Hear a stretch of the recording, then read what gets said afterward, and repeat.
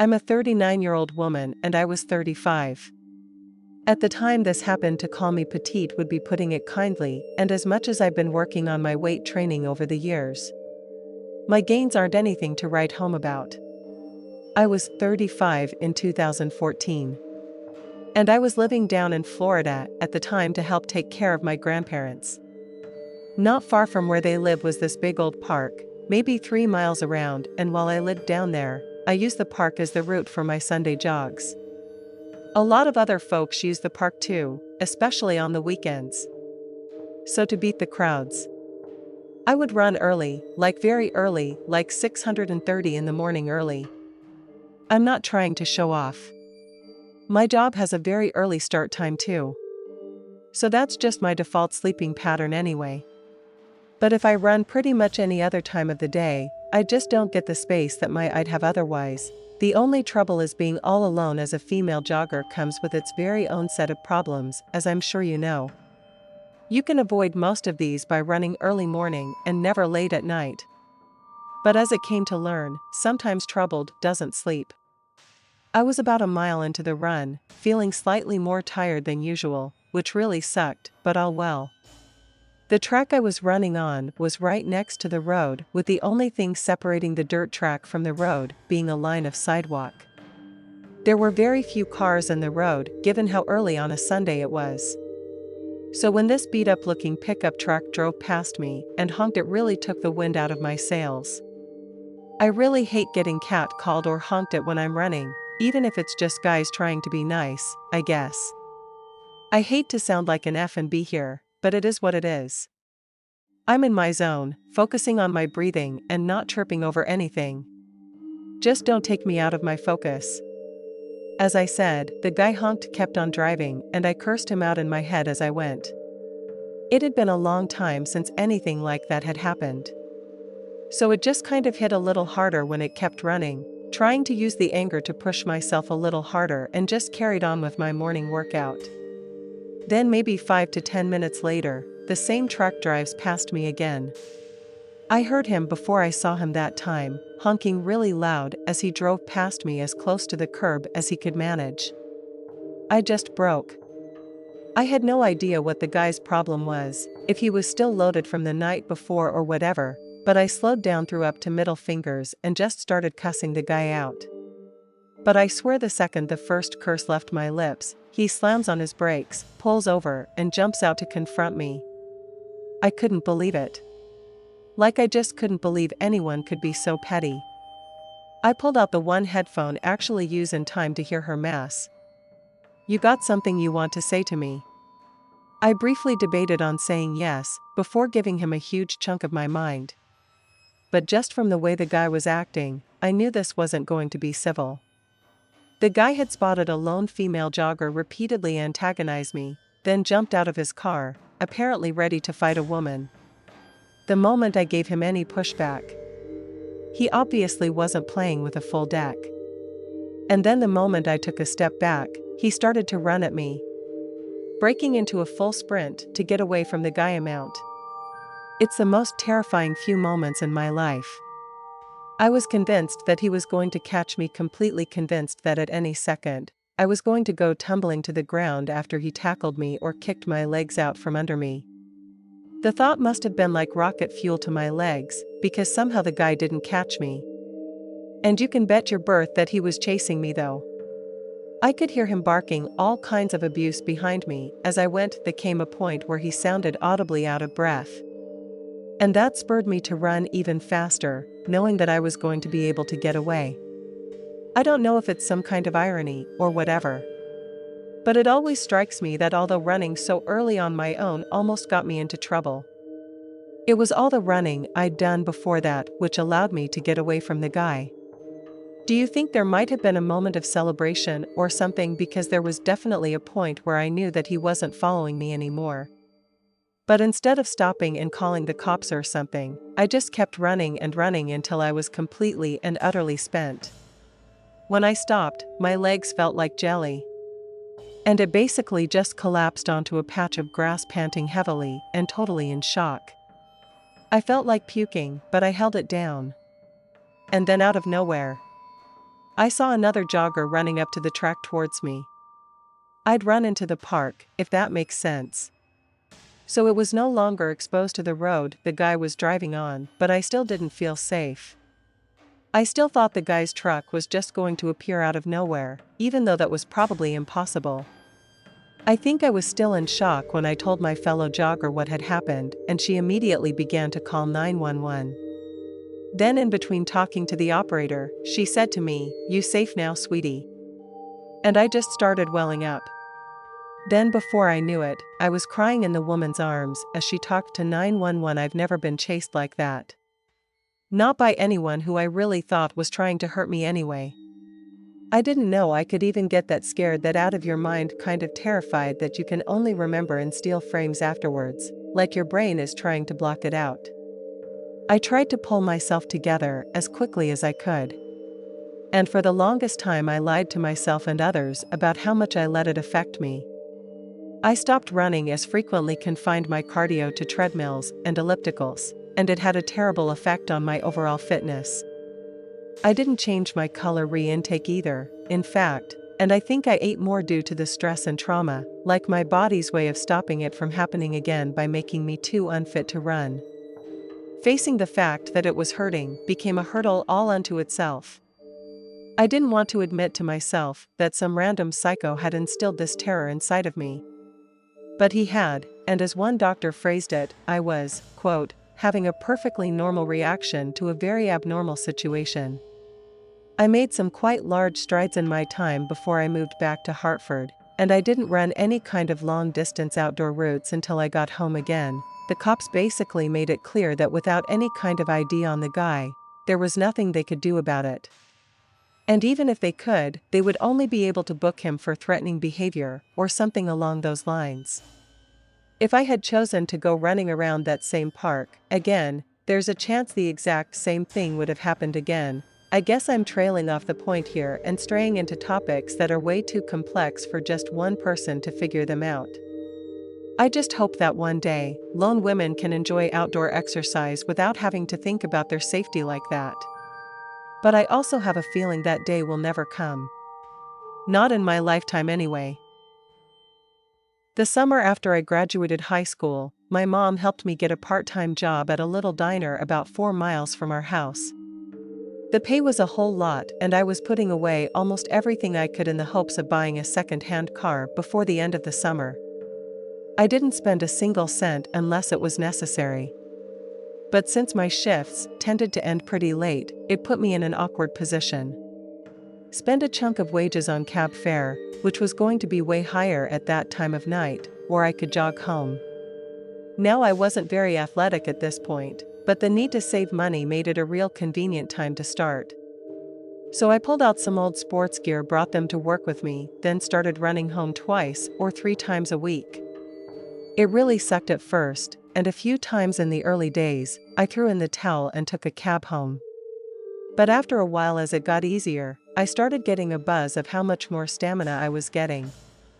It got to the point where I timed my runs on my Casio stopwatch, and sometimes I'd make a game of trying to run the fastest time I could. Part of my route involves cutting through the middle of this big piece of parkland. And I mean right down the middle too, and the first few times running through there at night was just really creepy. It got less scary as time went by, as the place was mostly deserted by that time and it wasn't in any gang territory or anything, but even so, I'd take out one of my headphones before running through just to be safe. Then one night, as I was getting pretty comfortable running through the park, I heard something that turned my blood to ice. I'm about a third of the way through, and I hear this ear-splitting, blood-curdling scream coming from somewhere in the darkness. Because I take it not only my right headphone, and the sound was coming from my left side. At first, I couldn't tell where it was coming from. And that made it all the more frightening. I stopped in my tracks, pulled the other headphone out, then just stood there under the streetlight, extremely freaked out. I remember kind of pulling myself together and telling myself that it was probably just a fox or something. Because they make incredibly creepy wails at night. Sometimes, I'm sure you know. But then right as I start to think about starting up jogging again, I hear the same scream. Only this time, I can pinpoint where it's coming from. If I'm honest, my gut feeling was telling me to just keep running. Because whatever the reason, that scream was at hand to be really bad. But at the same time, I knew it was pretty much down to me to do something about it. It really did feel like fate had singled me out to be like, "Are you a piece of crap? Are you not a piece of crap?" And as scared as I was, I chose not to be a piece of crap. I walked off the lit path into the dark, straining my eyes to see where I was going at first. Being under the street lights had totally ruined any natural night vision that I'd had. So when the next big scream came, it was so close that I swear that I almost peed my pants. But by that point, I could actually hear that the scream was coming from someone really young, and before long, I spotted a kid just sitting under a tree completely in the dark, just like breathlessly crying before wailing every so often. If I had to guess, I'd say that they were maybe 9 or 10 years old. Definitely still around elementary school age for sure. I was actually worried about scaring the kid, but he barely reacted at all when I finally asked him where his mom and dad were. He just looked at me still in tears and made some gestures that I couldn't figure out. All I could do was just try my best to calm him down and hope that he wasn't seriously hurt in some way. If he was, he sure as heck wasn't telling me about it. And again, I didn't want to have blood on my hands, because I didn't get the kid help in time or something. I kept trying to check him for blood, and was relieved when he couldn't see anything. But that didn't mean that he didn't have like a burst appendix or something. You see where I'm going with this, internal injuries and whatnot.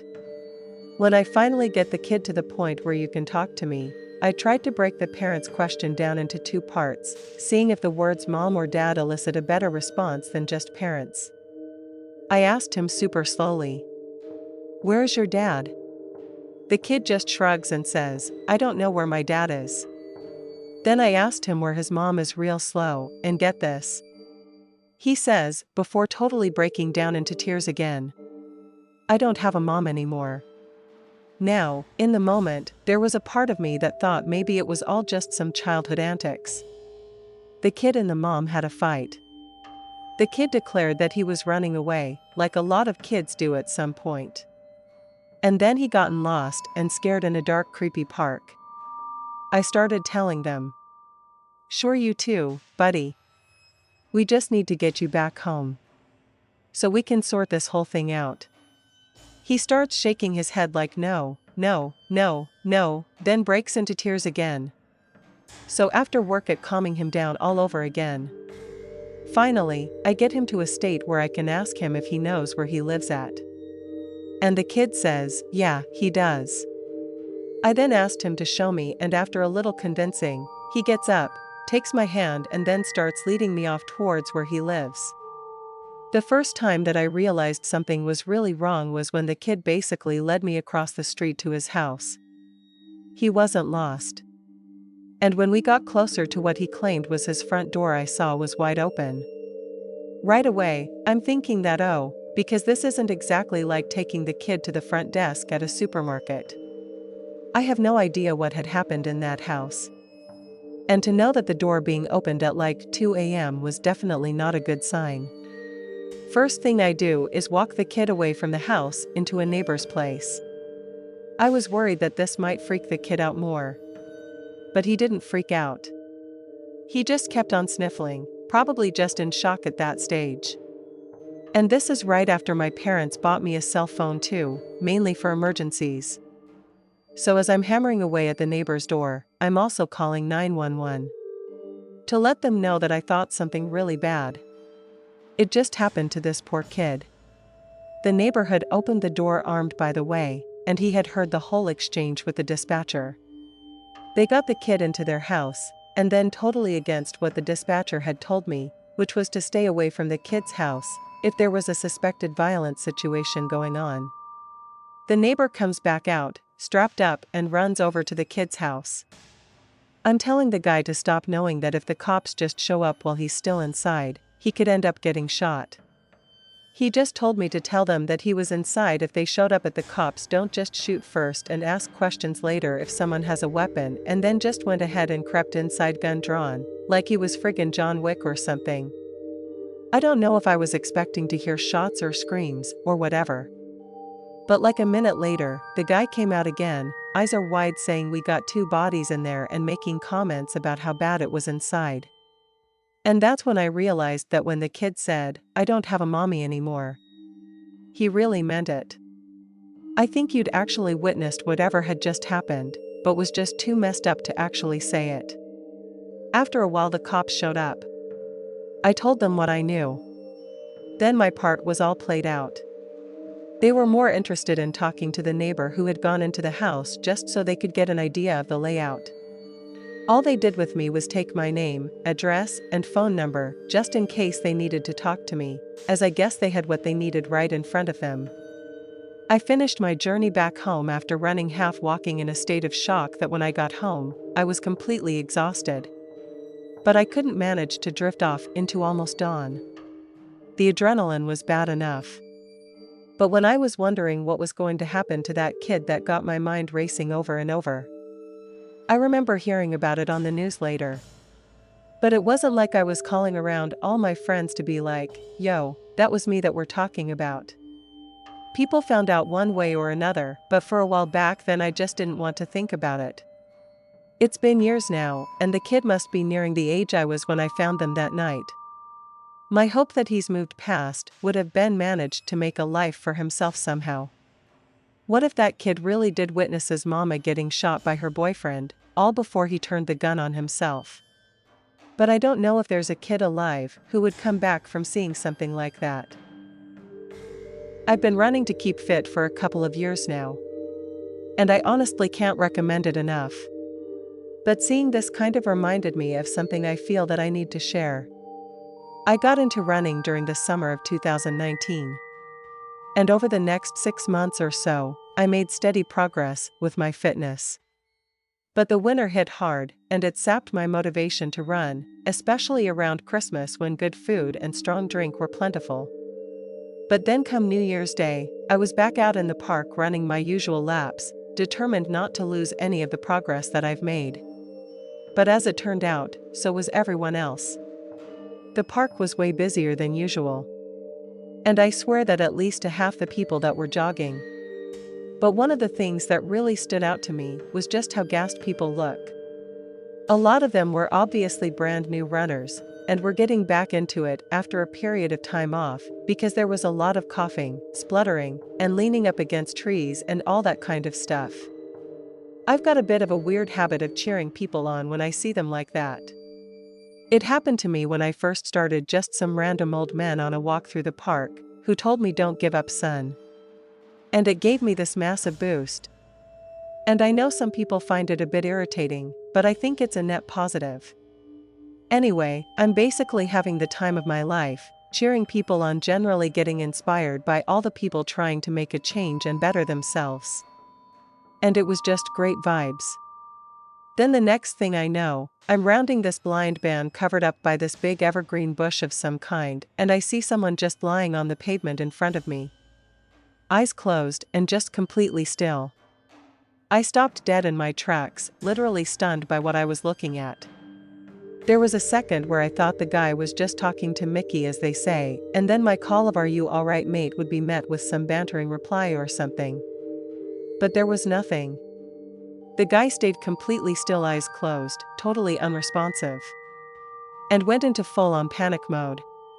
Forgot every bit of CPR training I'd ever been taught, and instead just stood over the guy shouting alone, "Can you hear me? Open your eyes?" When he didn't respond, I called 999. And as I was giving the operator all the details, a few more people came around the band and started helping out. It was a big relief to have the other people on the scene, but it definitely got a bit chaotic. Some were suggesting that they put the guy into the recovery position, while others were rightfully stopping that and saying not to move him because his airway seemed clear. I kept passing information back and forth between the operator and the other people attending to the unconscious man. So like I said, it was all very chaotic and stressful with lots of people trying to talk over each other all at once. And even through the den, I heard it when some panicked woman's voice called out, "I can't feel his pulse. I don't think he's got a pulse." Luckily, someone had showed up who actually knew CPR and started working on the bloke after clearing some room. Seeing the CPR man actually do chest compressions sent people over the edge. It's been mad up until that point as it was, but I don't think people realized just how serious the situation was until the chest compression started. People started walking away covering their eyes. The woman who didn't notice the lack of pulse burst into tears. It was extremely difficult to watch, and I found myself having to turn away in order to keep a steady thought in my head, because I'm still on the phone with the operator at that point. Moments later, I heard the ambulance sirens, so I hung up the call to help guide the men. After that, there was nothing that we could do but watch, and the absolute last thing I wanted to do was to help turn some guy's final moments into a freaking spectacle. The last thing I saw was the paramedics loading the guy onto a stretcher and into the back of the ambulance. I have no idea what happened to him after that. In the days after, I kept checking Google and local news websites for any sign of the collapsed runner, but I didn't see anything. This happened in Sefton Park in Liverpool, by the way, on New Year's Day of 2020. So if anyone happens to be able to dig up the story, I'd be really appreciative if you can leave a link in the comments or something. The guy has a shaven head, but then a bit of a ginger beard, and I think he was in his early to mid-20s. Look myself after I said this, and I know some of you are probably thinking, why didn't you check before you even started this? Well, the thing is, I haven't been able to bring myself to. I've thought about that little incident many times over the years, and I've run past the same spot countless times since. But I've never been able to bring myself to sit down and just Google it again. I know why that is too. I'm not going to pretend my own mind is a mystery to me and some hacky attempt at dramatic ambiguity. I haven't Googled it because the guy died. I know it'll horribly upset me. And this selfish sense of self-preservation just keeps me from doing it. That runner probably left his house or flat that day, wanting to make a change for the better. 2020 could have been his year, but instead, he might not have survived the first day of it. The fact that was his reality, even if he did survive, it just makes you realize how lucky the rest of us are, who make it through our daily lives without some unforeseen medical disaster occurring. Anyways, I've rambled long enough, I think, so let me get to the point. If you're thinking about beginning a fitness routine this year, please. There's no shame in taking things nice and slow to start with. Wrap up warm, take a water bottle with you, and go at your own speed. No one else's running buddies are a great idea. And if you can find one your level, even better. But lots of experienced runners won't mind slowing down a bit just for the sake of helping you level up and learn a thing or two. And trust me, some of us would welcome the break. Just don't be that bloke that I found that morning, lying cold and alone with no one to help him at first, but some gobsmacked runner who barely had a clue what to do.